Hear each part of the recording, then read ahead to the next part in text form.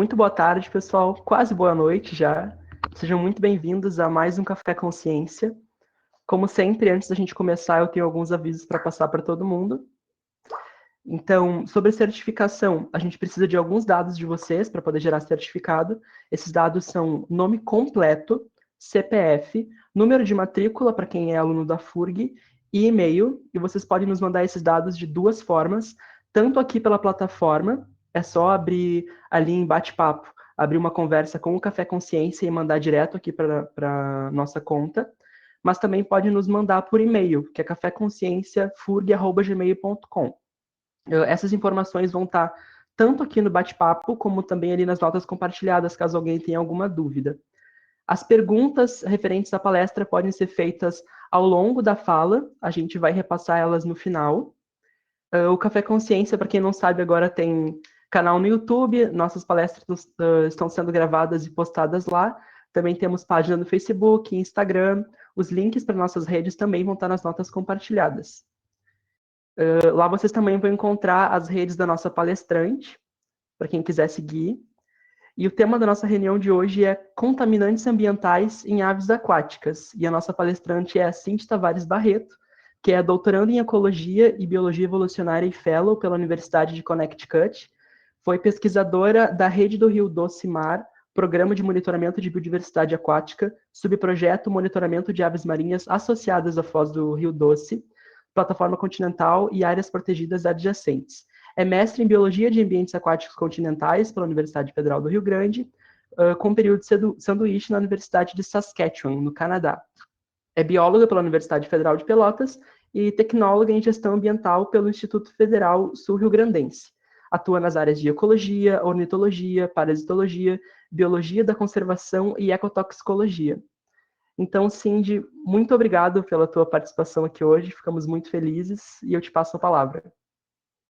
Obrigada obrigada pessoal do Café Consciência pelo convite, em especial a Larissa, né, minha colega aqui do Laboratório de Aves Aquáticas e Tartarugas Marinhas da FURG, que me convidou. E agradeço todo mundo que está presente aqui hoje, e eu espero poder conversar um pouquinho com vocês sobre contaminantes ambientais, trazer alguns exemplos para aves aquáticas, né, que são os organismos que eu trabalho, e espero que vocês gostem um pouquinho mais, não gostem de contaminantes, porque ninguém quer gostar de contaminantes, mas que vocês se interessem um pouco mais pela área e como que a gente pode fazer para melhorar esses impactos que a gente causa no ambiente. Bom, então, como o Denner já falou, eu me chamo Cindy, eu fui estudante da FURG e membro do Laboratório de Aves Aquáticas e Tartarugas Marinhas por 10 anos, na FURG. Agora eu sou doutoranda na Universidade de Connecticut, mas o que eu vou trazer para vocês não tem nada a ver com o meu doutorado, e sim com esse período que eu trabalhei na FURG. E a FURG me ensinou muito, tem um pessoal bom, uma linha de pesquisa forte na área de contaminantes, então eu resolvi trazer um pouquinho para vocês desses aprendizados que eu tive a oportunidade de participar na FURG. Eu vim parar na área de contaminantes muito cedo, porque eu percebi que, por mais que a gente tenha interações positivas com o ambiente, muitas das nossas ações acabam gerando impactos negativos nas espécies de animais, nos ecossistemas. E isso é uma coisa que me entristecia muito, né? Poxa, a gente faz tanto mal para o ambiente, então como que eu posso tentar dar uma minimizada nisso, né? E foi então que eu vim parar nessa área de contaminantes e como que eu podia fazer algumas estratégias para conservar alguns animais e os ecossistemas. E dentre eles eu vim parar nas aves, porque eu me interessava muito por dinossauros e como as aves são dinossauros vivos, eu vim parar nas aves. E toda essa minha formação como bióloga, e em especial nesse período que eu tive a oportunidade de participar de diversas pesquisas na FURG, me fizeram o profissional completo que eu sou hoje em dia. Então, com exceção de 2 estudos que eu não participei da coleta das análises, das coletas das amostras, Todos os outros dados que eu vou apresentar para vocês como exemplos são estudos que eu tive a oportunidade de participar, desde o desenho do estudo, até a ida, planejamento para o campo, amostragem dos animais, preparo de amostras, análise de dados, escrita de relatórios, de manuscritos e etc. Então, todas as fases que a gente passa na universidade são muito importantes para a nossa formação como profissionais no futuro. Então, hoje eu queria conversar com vocês um pouquinho sobre contaminantes e poluentes e qual é a diferença, né? Alguns conceitos básicos que eu tentei trazer para deixar todo mundo meio que pensando na mesma página, assim, né? No mesmo nível. Como que a gente ingere ou tem contato com esses contaminantes e poluentes, o que é biotransformação, bioacumulação, biomagnificação, as aplicações das substâncias químicas que são potencialmente tóxicas e alguns exemplos mais aplicados a aves aquáticas de como a gente pode avaliar se o ambiente tem um potencial contaminante e como esses elementos, tanto os essenciais como os não essenciais, interagem dentro do organismo, no caso, aves. Bom, então, no mundo existem mais ou menos 100 milhões de substâncias conhecidas, fora as que a gente não conhece. E em uso, a gente tem aproximadamente 100 mil.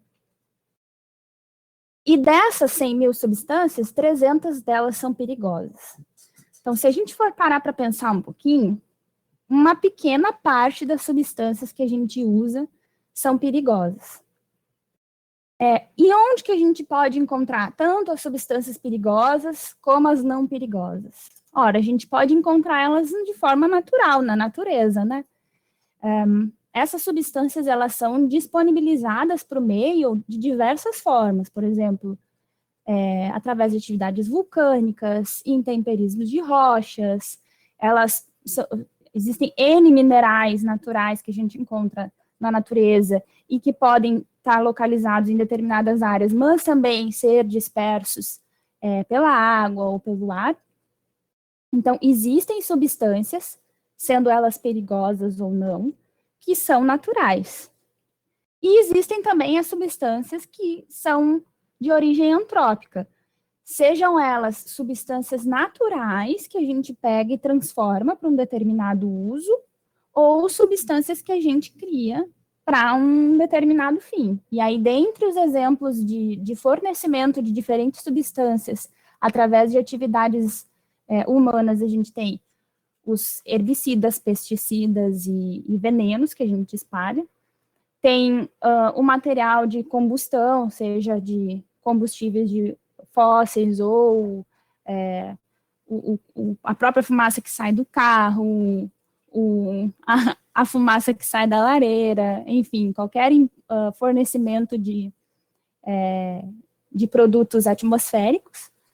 A gente também fornece N substâncias para a natureza das nossas atividades através de efluentes, através de disposição de resíduos sólidos, enfim. O que eu quero mostrar aqui é que as substâncias, elas podem ser encontradas na natureza, são naturais, mas também a gente fornece várias outras substâncias, e dentre essas 300 perigosas, a maioria delas vem das nossas atividades que a gente acaba descarregando na natureza. E aqui eu trouxe como um exemplo o ciclo do nitrogênio, mas eu não vou explicar, não se preocupe, só para dizer que tem substâncias que a natureza, que a gente pode encontrar na natureza, que são necessárias para o nosso metabolismo. Daí, por exemplo, o nitrogênio. A gente precisa delas para o nosso metabolismo funcionar.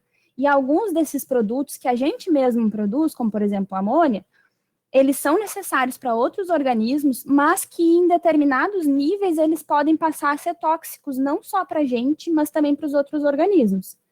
Então, por mais que as substâncias sejam essenciais, dependendo do quanto elas estão disponíveis no meio, elas passam a ser um perigo para nós e para os outros organismos. Então, o que eu quero dizer com isso? Que existem N substâncias químicas, essenciais e não essenciais, perigosas e não perigosas, e o que depende delas exercerem um efeito na nossa saúde é a nossa interação com elas. E não só isso, a concentração que elas estão disponíveis para essa interação que a gente vai ter também influenciam nesses efeitos que elas podem causar, tá? Então, mesmo as substâncias que não são perigosas, mas que estão na natureza em concentrações acima do que é o aceitável ou do que é normal para a natureza, elas são substâncias que estão ali contaminando, tá? Elas estão em concentrações que não são as naturais, que não são as normais, que não são as ótimas, tá? Quando esses contaminantes passam a exercer um efeito na saúde dos animais ou do ecossistema, eles passam a ser poluentes, tá? Então, mesmo o que nos faz bem, por exemplo, água. A água é uma coisa que a gente precisa, mas se a gente toma água demais, ela faz mal. Então, mesmo coisas que a gente precise, se elas estão demais disponíveis para a gente e a gente está absorvendo, elas estão contaminando. E quando elas estão exercendo algum efeito na nossa saúde, elas são denominadas poluentes. E como que a gente estuda como que a gente avalia essa interação das substâncias com a gente e com os outros organismos? Existem dois campos de estudo que tentam identificar essa interação das substâncias com os organismos e a disponibilidade delas no meio. A toxicocinética é um campo que estuda a identidade, quantidade e o tipo de contaminante ou de poluente. Tá? É uma coisa mais relacionada com a substância em si. Quando eu quero entender um pouco mais da dinâmica dessa substância no organismo, dinâmica de reação, de distribuição, de absorção, de eliminação, influência no metabolismo, eu estou falando de um estudo de toxicodinâmica. Tá? E para entender um pouco mais da toxicodinâmica, a gente estuda os efeitos desses contaminantes ou poluentes no organismo para dizer, ó, está exercendo algum prejuízo para esse organismo ou não. E existem 3 tipos de efeitos que essas substâncias podem exercer nos organismos. O efeito tóxico agudo é quando uma substância é ingerida ou absorvida de alguma forma e o organismo sente esse efeito já bem rápido, em um dia, tá? Sofre rapidão. Quando esse efeito ele demora um pouquinho mais para ser sofrido por esse organismo, em mais ou menos 10% do tempo de vida dele, a gente diz que esse organismo está sofrendo um efeito tóxico subcrônico, tá? E quando esse efeito ele demora muito, muito tempo para ser sofrido, ou seja, o organismo absorveu aquela substância, guardou ela e não conseguiu excretar, ou aquela substância teve alguma influência no seu metabolismo, mas isso só vai ser sofrido daqui a alguns anos, mais perto do final da vida desse organismo, depois da metade da expectativa de vida, a gente diz que é um efeito tóxico crônico, tá? E é muito mais fácil de se ter substâncias que causem efeito tóxico crônico do que agudo. Porque se tu vê que tem uma mortandade de peixes, por exemplo, num lago, tu sabe que alguma coisa está errada e vai tomar alguma providência. Mas quando esse organismo ainda não sentiu e tu não está avaliando e não sabe, aquela substância pode estar ali e ninguém sabe, ninguém tem como tomar alguma atitude sem saber. Então, é importante de se ter um conhecimento das substâncias químicas e das interações com os organismos. Mas essas interações, elas vão depender de N fatores.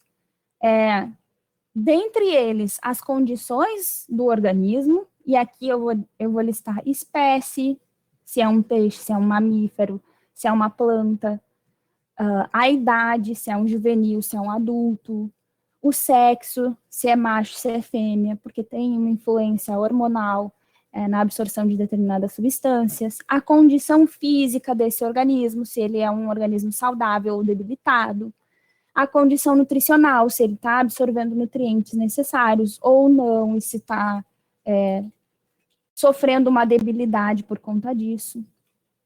E, além disso, o tipo de substância também influencia na interação da substância com o organismo.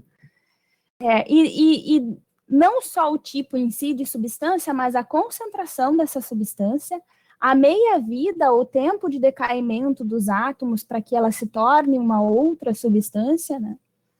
As taxas de absorção e de distribuição, a biotransformação, que eu vou explicar para vocês o que é, a toxicidade do composto que a gente está absorvendo, a toxicidade dos metabólitos que são produto da biotransformação desses compostos no organismo.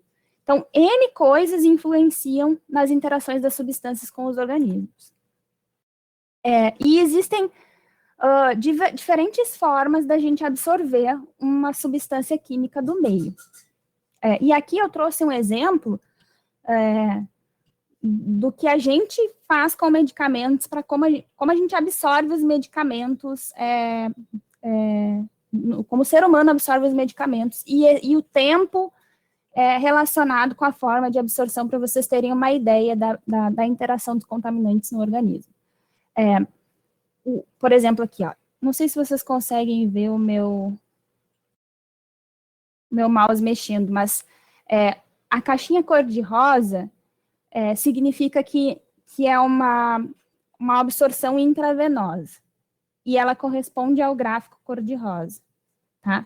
A gente pode ver que quando se tem uma absorção intravenosa, as concentrações no sangue dessas substâncias são maiores em um tempo menor, só que elas decaem também de forma muito mais rápida. Depois da intravenosa, a mais rápida é a intramuscular, que leva um pouquinho mais de tempo para decair. Ela não chega a um pico tão grande de concentração no sangue, e ela demora um pouquinho mais a decair. Depois dela vem a subcutânea e, por fim, a oral, que demora um pouquinho mais para disponibilizar, aqui, nesse caso, o exemplo, o medicamento, né? Para disponibilizar aquele composto na corrente sistêmica, mas também ela demora um pouco mais para aquele composto sair da corrente sistêmica. Então, a forma como a gente absorve esse contaminante, ela também influencia onde esse contaminante vai parar no nosso corpo, né, pelo tempo que ele está disponível na corrente sistêmica, e quanto tempo ele vai estar disponível na corrente sistêmica, se eu quiser analisar, por exemplo, a concentração dele no sangue. E a forma de absorção dessa substância vai depender da biodisponibilidade. Não só a substância tem que estar disponível no meio ambiente, mas ela tem que estar disponível de uma forma que os organismos possam absorver ela. E aí isso a gente chama de biodisponibilidade. Outra forma de interação que a gente tem é a biotransformação. E aqui eu trouxe outro exemplo de medicamento, que é a aspirina. Quando a gente toma a aspirina, o nosso corpo, ele quebra a aspirina em ácido salicílico e ácido acético. Isso é um processo de biotransformação, ou seja, o meu corpo converteu o ácido acetil salicílico em outra forma, que é uma forma que é a que eu vou me beneficiar quando tomar a aspirina, tá? E o corpo da gente, ele faz isso para várias substâncias que a gente absorve, de forma a tentar transformar essas substâncias numa forma menos tóxica e que eu sofra um menor risco quando eu me expor a essa determinada substância. E a forma mais comum de biotransformação é a hidrólise, ou seja, o fornecimento de água para aquela molécula para quebrar ela numa forma menos tóxica. Tá? Então, isso são estratégias do nosso corpo para tentar burlar alguns efeitos que a gente possa vir a sofrer. Além disso, além das interações de absorção e transformação, o nosso corpo, quando exposto a determinadas substâncias, ele pode acumular essas substâncias, ou concentrar elas, né? Ou seja, o tempo que eu estou sendo exposto àquela substância que está biodisponível, eu estou absorvendo e mantendo ela no meu organismo. Eu estou acumulando, eu estou colocando mais substância por mais tempo no meu organismo, tá? E, por vezes, essas substâncias, elas também biomagnificam, ou seja, organismos mais basais na cadeia trófica, eles vão comer uma substância X, por exemplo, um pesticida, um poluente orgânico, vão comer, e os organismos um nível acima da cadeia trófica que comerem vários, no caso aqui o peixe que come vários daqueles camarãozinhos, daquele crio ali, vai ter uma maior concentração daquele composto orgânico ou daquele mercúrio, por exemplo, do que o camarãozinho. E a foca que come aquele peixe tem uma concentração maior, porque comeu vários peixes com aquele mercúrio. E o urso que comeu a foca vai ter uma concentração maior ainda. E aí, a esse efeito de aumentar as concentrações na cadeia trófica, a gente chama de biomagnificação.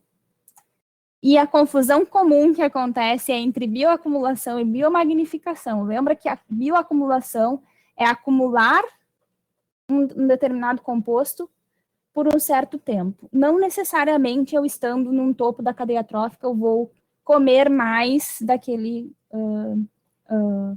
determinado contaminante.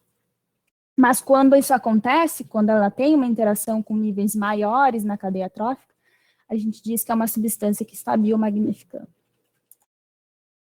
Bom, se a gente sabe que tem N formas de interação das substâncias com o organismo, e que essas substâncias elas podem ser tóxicas, por que a gente segue usando essas substâncias? Ora, porque elas são substâncias importantes para o avanço da tecnologia, para o avanço da sociedade, para o dia a dia, enfim, para N atividades antrópicas. Então, diversas dessas substâncias tóxicas, elas são usadas em baterias, em fluidos dielétricos, que são aqueles dos transformadores e condensadores do poste de luz, por exemplo, em lubrificantes hidráulicos, tintas, adesivos, enfim, N coisas. E por que se usa essas substâncias e não outras? Ora, porque essas substâncias, elas são praticamente incombustíveis, elas têm baixa pressão de vapor, elevada estabilidade e são resistentes a ácidos, a base, enfim, são resistentes à interação com outras substâncias. Então, elas são substâncias que tendem a uma estabilidade, por isso que a gente aplica elas ao invés de uma outra qualquer.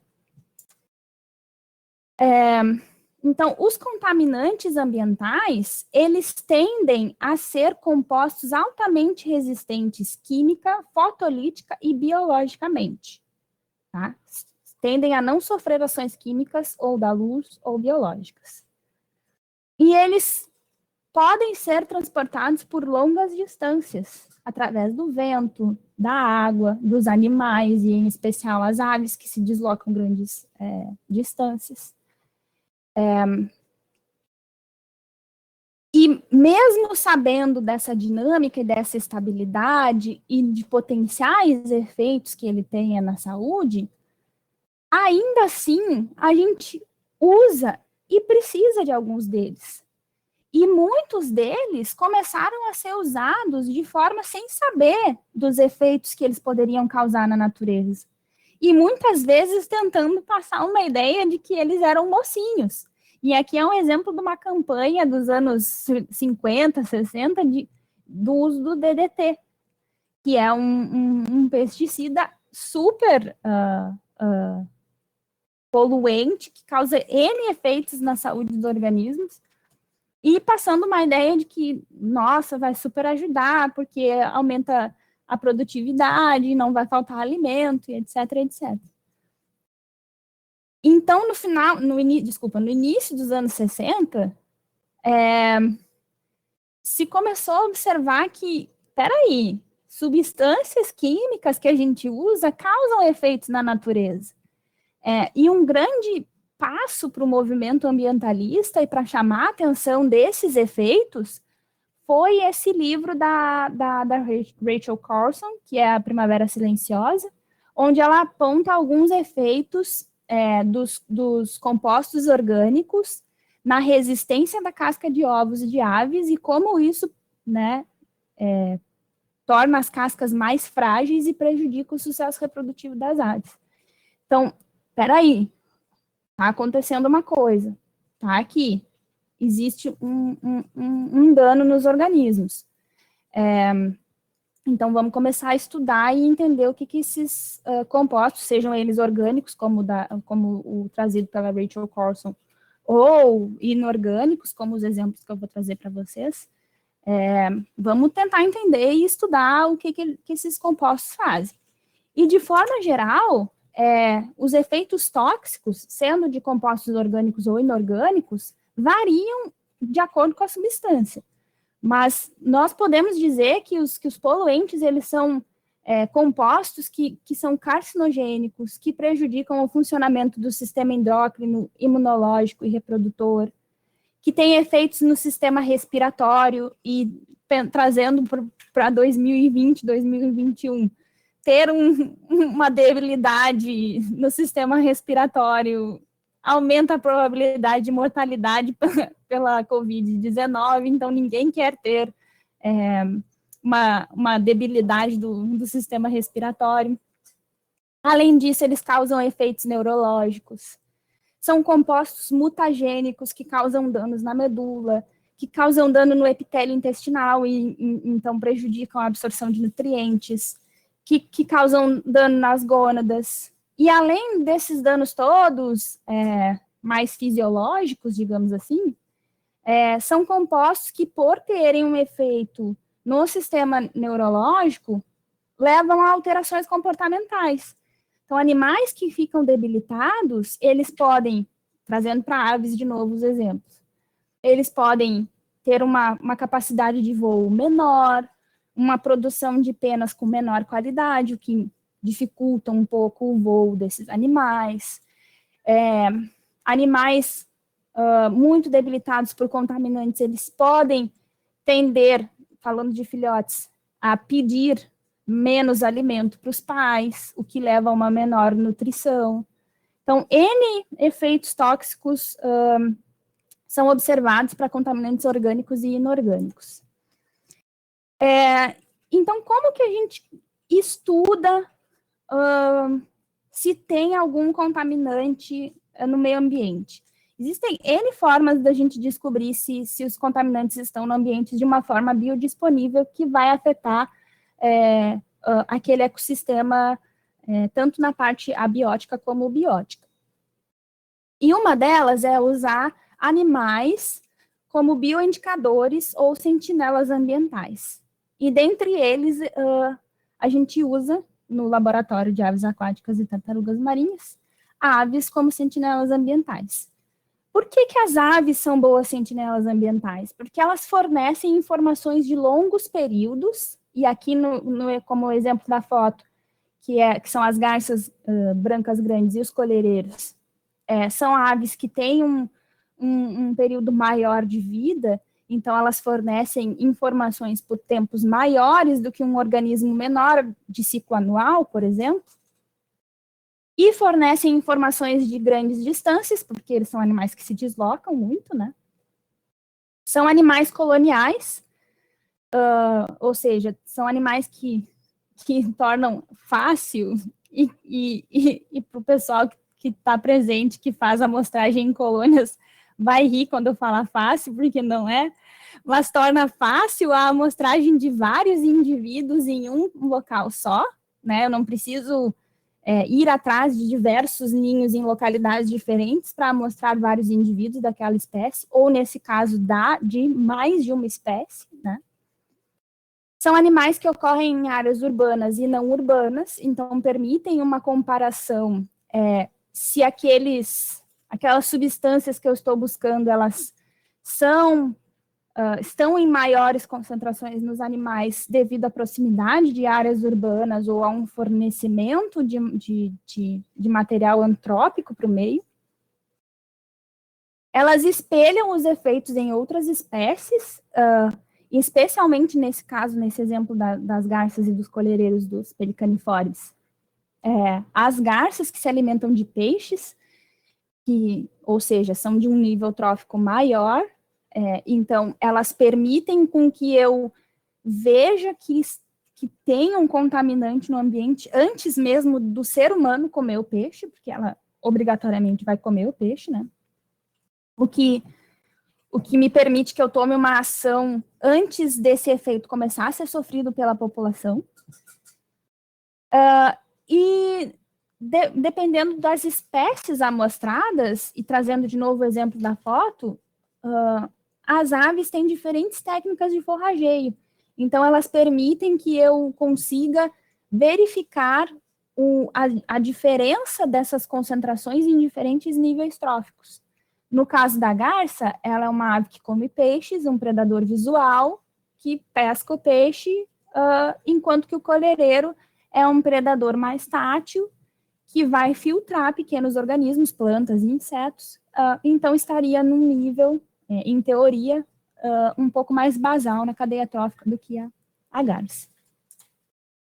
Então, o primeiro exemplo de estudo que eu trouxe foi um estudo mais completo, para dar uma visão geral para vocês de como a gente quantifica os contaminantes em diferentes tecidos e diferentes espécies, e por quê.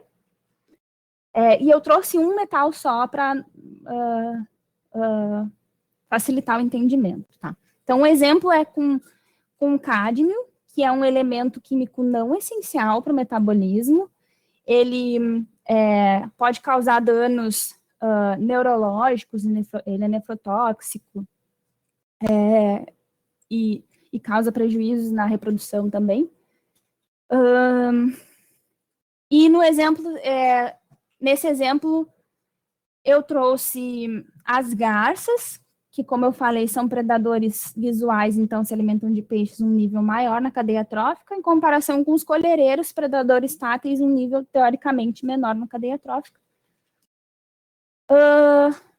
E o objetivo é quantificar as concentrações de cádmio nesses animais com diferentes técnicas de forrageio e em diferentes tecidos, para entender se esses animais estão absorvendo esse contaminante do meio e se eles estão conseguindo se livrar desse contaminante via rotas de detoxificação do corpo, já que ele não é um elemento essencial, ele não tem que estar no corpo deles.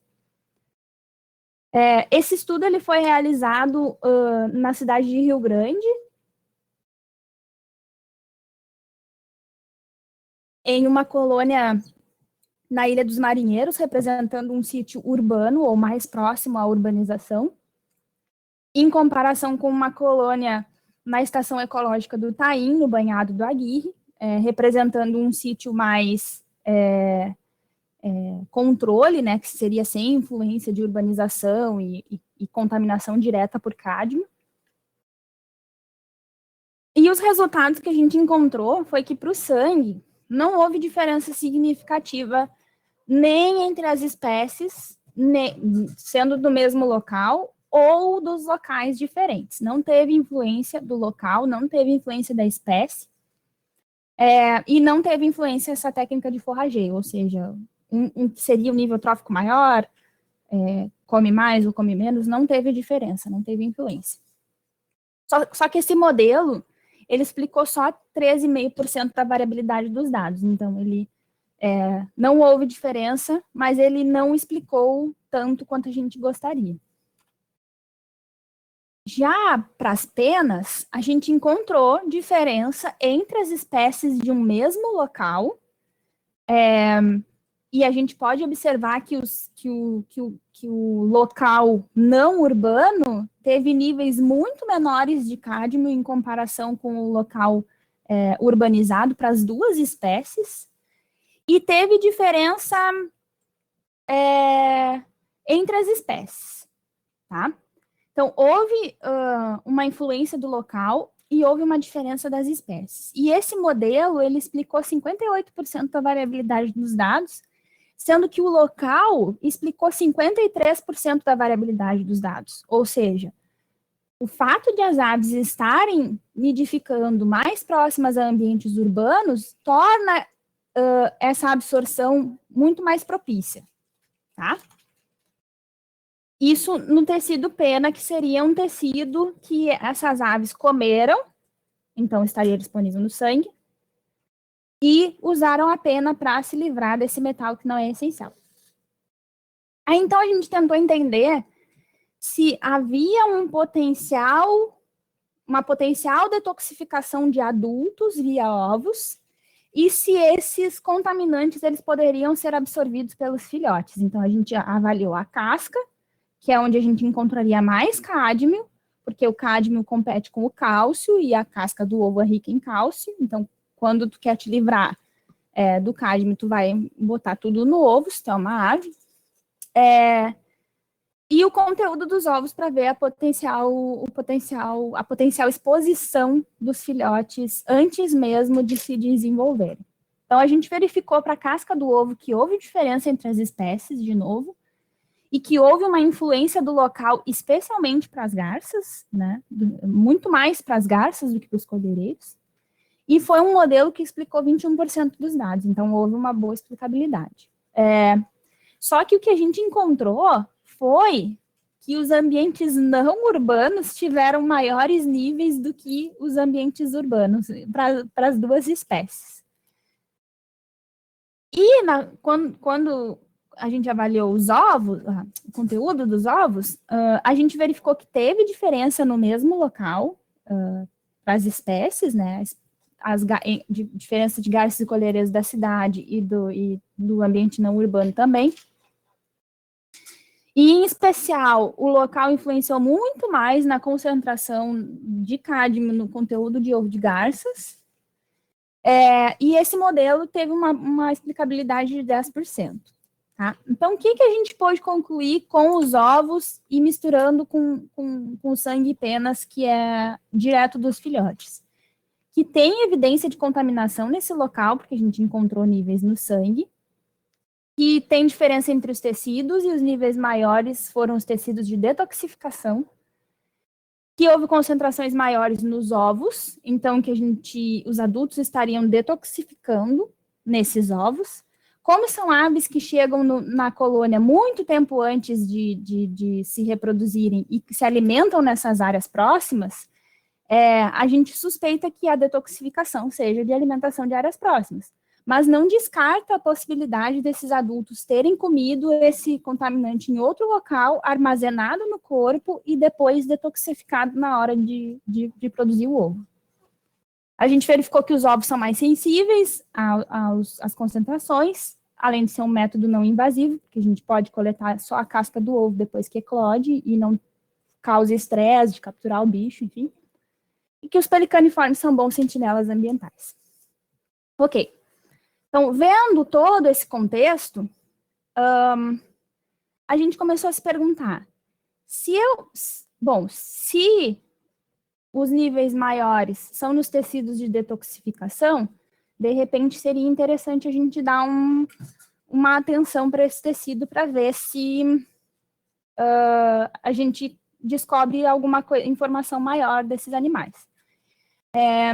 Só que a gente sabe que, dependendo do tipo de pena, existem diferentes, como vou dizer isso? Diferentes recursos são alocados para a produção de diferentes tipos de penas. Então, a gente se perguntou, há uma diferença entre o tipo de pena, sendo a pena de contorno? Tem diferença se ela já cresceu, se ela é uma pena velha ou se ela está em crescimento? Então, a gente foi atrás de tentar investigar, e para isso a gente usou amostras de albatroz de nariz amarelo. E a gente verificou, daí eu trouxe exemplos de mais alguns elementos, 2 essenciais e 2 não essenciais. Como não essenciais, eu trouxe o cádmio, que eu já falei antes, e o chumbo, e como essenciais o cobre e o ferro. Então, falando de elementos não essenciais, embora a gente tenha observado uma maior variabilidade para cádmio nas penas de crescimento e para chumbo nas penas de contorno, não houve uma diferença significativa dos valores de um para outro. Então, elas estarem crescidas, velhas, ou em crescimento, não faz diferença. E nem para os elementos não essenciais. Nesse caso, o cobre, por exemplo, que é um elemento muito importante na produção das penas, embora as penas de crescimento, embora as penas em crescimento tenham apresentado uma maior variabilidade dos dados, e acabou faltando os valores médios e de padrão, não houve diferença significativa nem para o cobre e nem para o ferro, por exemplo, que também é um elemento essencial para a manutenção do metabolismo dos organismos. Então, o que a gente concluiu? Que não tem diferença nos elementos essenciais ou não essenciais, embora as penas em crescimento tenham apresentado uma maior variabilidade nos valores para cádmio e para cobre, não foi o que aconteceu para chumbo e para ferro. Então, não há diferença, eu posso usar o mesmo tipo de pena, sendo ela velha ou em crescimento, para fazer uma análise, mas a concentração e a variabilidade depende do tipo de elemento analisado. Bom, e para machos e fêmeas, existe diferença? Então, a gente pegou dados de atobá marrom, Sulaleucogaster, no sangue para verificar se houve diferença. Esses animais, eles não têm diferença na alimentação, não tem diferença significativa na alimentação. Eles comem mais ou menos as mesmas presas e mais ou menos no mesmo local. O que foi verificado por uma outra colega, que é quem faz a análise da alimentação, foi que houve uma maior variabilidade de presas nas fêmeas do que nos machos. E o que a gente observou foi que houve uma maior variabilidade de concentração de cádmio e mercúrio e de cobre e de ferro nas fêmeas, mas não houve diferença significativa com relação ao sexo, nem para os elementos essenciais, não essenciais, nem para os elementos essenciais. Então, que não há diferença em relação ao sexo, mas que isso depende muito do período que for fazer a amostragem, porque se tu for fazer uma amostragem, por exemplo, depois da postura, comparar com antes da postura do ovo, tu pode, aí alguns estudos trazem, encontrar diferenças nos elementos. E como esses animais, eles não têm diferença na alimentação, não tiveram diferença de massa e não tiveram diferença de tamanho geral no corpo, eles não têm diferença também nos nutrientes ou nos elementos traços que foram analisados. Em relação a adultos e filhotes, eu trouxe um estudo da Gabriela de Oliveira, que comparou os filhotes, é um recorte do estudo dela, que comparou chumbo e cádmio em filhotes e adultos de petrel de Trindade ou Pterodroma arminjoniano. E o que foi possível de verificar com a análise desses dados é que houve diferença para cádmio, mas não houve diferença para chumbo, desses testes rodados. Então, o que a gente pode concluir com isso? Os adultos tiveram uma menor concentração média de cádmio em relação aos filhotes, tá? Então, mas não de chumbo. Isso pode ter a ver com o tipo de alimentação que esses adultos estão fornecendo para os filhotes. Os adultos, eles se alimentam predominantemente de lulas. Então, mesmo sabendo que as lulas tendem a ter uma resistência maior ao cádmio, elas alimentam os filhotes com insetos. Então, essa variação no cádmio, mas não no chumbo, pode ter a ver com o tipo de alimento que eles estão fornecendo. Embora não tenha tido correlação com a fonte alimentar ou com o carbono, o isótopo delta 13 de carbono, e nem com o nível trófico dessa alimentação ou o delta 15 de nitrogênio. Então, há uma diferenciação na dieta desses contaminantes? Não sei. Isso precisa de maior investigação. Mas o fato é que a idade tem diferença, então tem que ser observada na hora de se planejar um estudo. E, por fim, eu vou dar uma corrida, porque o tempo está curto. Eu trouxe alguns dados de um estudo muito mais completo, mas que eu fiz um recorte muito, muito grande para facilitar, que é o último projeto que eu tive envolvida no Laboratório de Aves Aquáticas e Tartarugas Marinhas, que é referente ao desastre de Mariana, que ocorreu em 2015, o rompimento da barragem de Fundão, no município de Mariana, Minas Gerais, que percorreu todo o Rio Doce e desagou no Oceano Atlântico. E chegou no arquipélago dos Abrolhos, onde se reproduzem algumas espécies de aves marinhas, dentre elas o Phaeton atereus, ou o rabo de junco, ou a grazina, que foi a espécie que eu escolhi para trazer para vocês. E aí, nesse maior recorte de entender o que aconteceu com o ambiente, a gente pode usar as aves para entender o que um desastre dessa magnitude tem em influência no ambiente. Então, como a gente já acompanhava essas espécies antes do rompimento da barragem, a gente conseguiu comparar antes e depois do desastre para ver o que está acontecendo. E o que a gente verificou é que, para sangue, que é o da esquerda, houve uma diferença entre a absorção de elementos, né, do cádmio, nesse caso. A concentração média de cádmio foi... A média foi menor para o período depois da amostragem, mas a gente vê que teve uma variabilidade muito maior do que antes. E também a detoxificação, ou a concentração que eles alocaram para as penas, também foi maior. Então, ok, eles estão absorvendo uma maior variabilidade, mas eles também estão detoxificando mais. Então, isso talvez não fosse uma preocupação. O que pode preocupar é a qualidade dessa pena, e para aves marinhas isso é importante, porque mantém a regulação da temperatura corporal. O que a gente observa para chumbo é que a concentração média foi maior, a absorção de chumbo foi maior depois, média. Então, houve diferença entre os dois períodos, mas a detoxificação foi menor.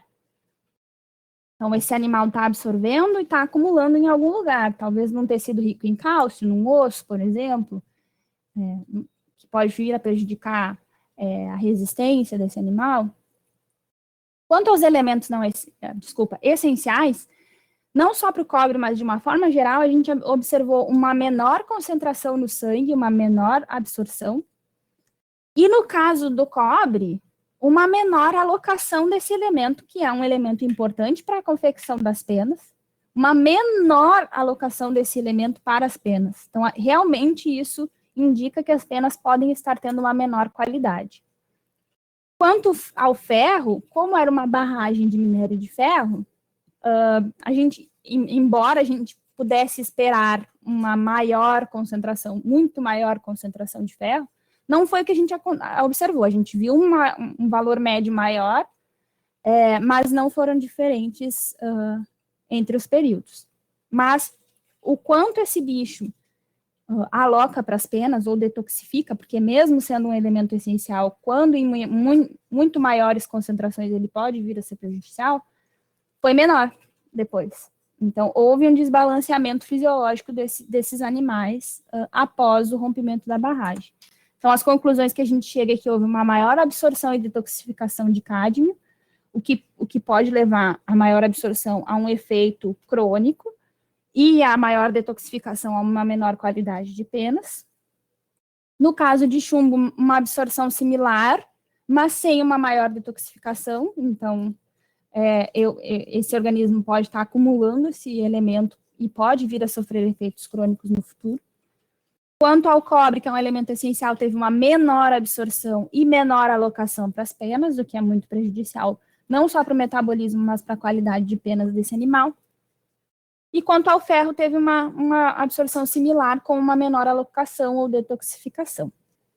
Então, o que a gente conclui é que, de uma forma geral, há indícios de efeitos fisiológicos do rompimento da barragem, mas a gente precisa observar melhor e analisar outras características em conjunto para ter uma certeza. Então, como conclusões gerais, as aves aquáticas, elas são sensíveis a elementos traço, então são bons sentinelas ambientais. Algumas espécies toleram maiores níveis do que outras, então a espécie é importante. Essas concentrações estão relacionadas com a quantidade ingerida, mas não com o tipo de presa ou nível trófico, e depende do tecido, da idade e talvez do período de amostragem, para que a gente possa observar esses efeitos essas concentrações nos organismos.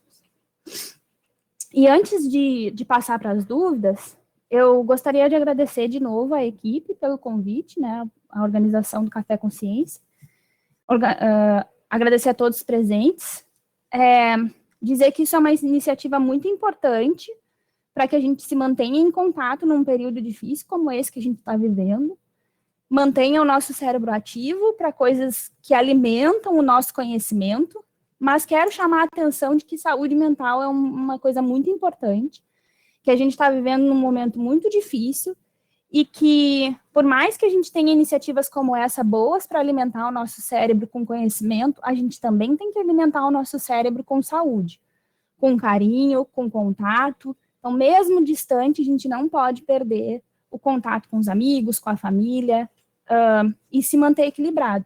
Porque a gente não tem como curar as doenças do mundo estando nós mesmos doentes. Então, se tu te sente abatido, triste, procura alguém, não deixa isso te afetar. Tu não tá sozinho, tu pode estar distante, mas procura conforto em alguém, mas não deixa de fazer essa manutenção da saúde mental. A academia ela é um ambiente muito tóxico, então a gente não pode fazer com que pensamentos ruins e pensamentos tóxicos influenciem na nossa saúde, tá bom? Então, agradeço todo mundo, fico à disposição para as dúvidas e quero chamar a atenção para uma petição que eu comecei no Twitter, que, como foi apresentado, e eu também falei, eu sou estudante de primeiro ano da Universidade de Connecticut, mas ainda estou no Brasil, e não consigo tirar o meu visto. Então, no meu Twitter, eu disponibilizei uma petição que é para coletar assinaturas, para fortalecer o meu pedido de visto como um tratamento de um pedido emergencial, porque eu preciso me apresentar logo para começar meu experimento e as aulas presenciais. Então, quem puder apoiar, vai lá no meu Twitter, a petição está lá, que puder assinar, eu agradeço. E fiquem à vontade para explorar outros projetos que eu participo no meu site. Eu deixo o site do meu laboratório atual, que é o Knut Lab, e também o Laboratório de Aves Aquáticas e Tartarugas Marinhas da FURG. É isso, pessoal. Muito obrigada. Cindy, tá me ouvindo? Acho que Sim. foi, meu microfone estava dando problema agora há pouco. Acho que agora voltou. Então, Cindy, muito obrigado pela tua fala, foi maravilhosa. Pessoal, quem quiser fazer alguma pergunta e ainda não fez, pode mandar aqui pra gente. Por enquanto, a gente recebeu uma pergunta da Aline Pedroso, eu vou repassá-la para ti. Em que instituto trabalhaste pela FURG? E outra pergunta, tu gostaria de voltar a trabalhar nessa área novamente, nesse mesmo lugar? Eu trabalhei no Instituto de Ciências Biológicas, na FURG. Como eu falei no início, eu sou mestre em Biologia de Ambientes Aquáticos Continentais, que é do ICB. É um programa de pós-graduação do ICB. Eu fiquei 10 anos no laboratório, então foi um ambiente que me trouxe muito aprendizado. É uma área que eu tenho muito carinho. São animais que eu gosto muito, em especial as garças. Então, sim, eu trabalharia nessa área novamente, no mesmo lugar ou em outros lugares. Mas, no momento, como eu tive essa oportunidade boa de um estudo bacana para o meu doutorado, eu resolvi me atirar para uma outra área, um pouquinho diferente. Na verdade, ela não tem nada a ver com contaminantes, a única relação que tem é o urbano e não urbano. Eu vou avaliar os efeitos na verdade, os efeitos da urbanização na resistência dos tentilhões de Darwin a uma mosca parasitária das Galápagos, e ver se, porque como teve um sucesso reprodutivo maior e uma resistência maior essas moscas nos ambientes urbanos, o que esses ambientes estão fornecendo para essas aves que está ajudando elas a resistir mais a esse parasita. Mas não tem nada a ver com contaminantes. Mas sim, é uma área que eu gosto muito. Mas a minha paixão é aves, então eu estou muito feliz também no laboratório que eu estou, no novo ambiente de trabalho. O pessoal tá mandando vários elogios aqui no chat. Gente. Parabéns pela apresentação, arrasou, parabéns. Ah, legal, Aline. É uma área muito bacana. Se tu tem interesse de estudar na FURG, eu recomendo muito. Tem um time nota 1000 em toxicologia no ICB, na FURG. O pessoal, a pesquisa em toxicologia lá é muito forte. Tem só fera, Adalto Bianchini, Camila Martinez. Pode ir que tu vai achar um pessoal fera lá para te ajudar.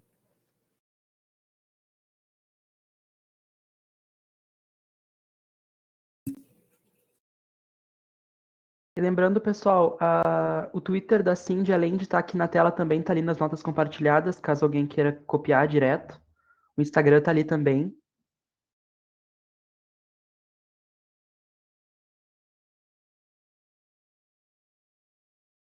Se vocês forem lembrando de outras perguntas e quiserem mandar por e-mail, fiquem à vontade, ou pelo Twitter, ou outra rede social, fiquem à vontade de me procurar lá. Estou à disposição de todo mundo. Então, eu não sei se mais alguém tem alguma pergunta, mas, novamente, sim, em nome de toda a organização, né, nem todo mundo está aparecendo aqui agora, mas várias pessoas trabalham no Café Consciência e a gente ficou muito feliz com a tua participação. É um tema muito interessante que o pessoal gosta bastante. E tu é alguém que estudou aqui na FURG, né, na nossa universidade, então ficamos ainda mais felizes. Muito obrigado mesmo. Obrigada a ele. Obrigado, Cindy. Foi incrível a palestra. Obrigado por aceitar o convite e vir compartilhar o teu conhecimento aqui com a gente. Obrigada a eu, Larissa. Espero que eu tenha plantado uma sementinha de metais pesados na cabeça de alguns, para que vocês se contaminem por essa área também.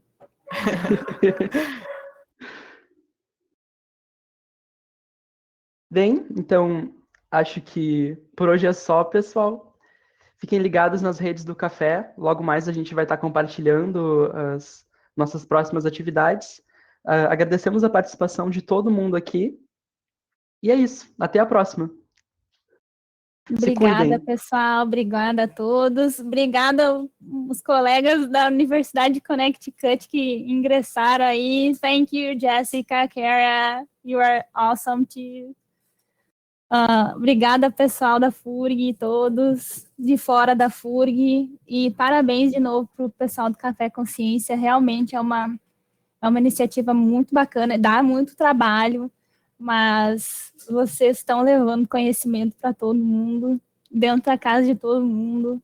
E isso é muito, muito bacana, gente. Parabéns.